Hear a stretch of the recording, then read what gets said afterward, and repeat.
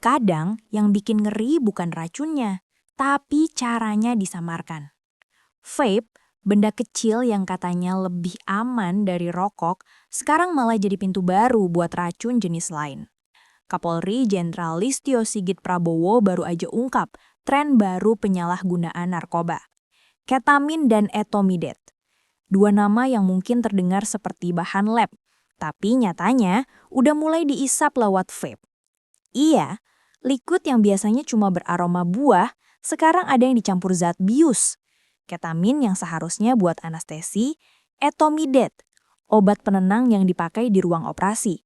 Dua-duanya bisa bikin efek melayang, tapi bukan cuma itu, bisa bikin ketagihan dan tentu bahaya.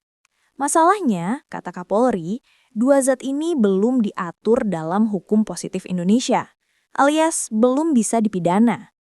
Jadi, walaupun orangnya ketahuan pakai, secara hukum nihil, belum ada pasal yang bisa menjerat. Inilah yang bikin Kapolri gerak cepat. Bersama Komite Nasional Narkotika, Psikotropika, dan Prekursor, mereka gandeng Kementerian Kesehatan. Tujuannya jelas, dorong ketamin dan etomidate masuk ke daftar narkotika lewat revisi Undang-Undang Narkotika. Karena tanpa payung hukum, pelaku cuma bisa ditegur, bukan dipenjara. Kapolri bilang, langkah ini penting biar penyalahgunaan dua senyawa berbahaya itu bisa dipidana di masa depan. Bahwa hukum juga nggak cuma ngejar yang udah diatur, tapi juga menyesuaikan dengan cara-cara baru para penyalahgunaan.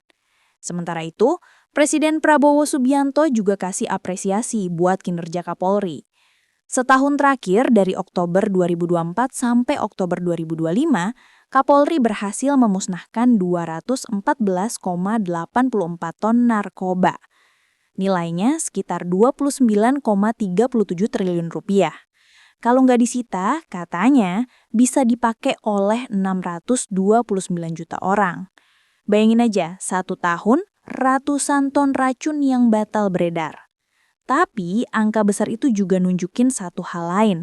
Perang lawan narkoba nggak pernah benar-benar berhenti. Ia cuma berubah bentuk. Dulu lewat jarum suntik, sekarang lewat fake.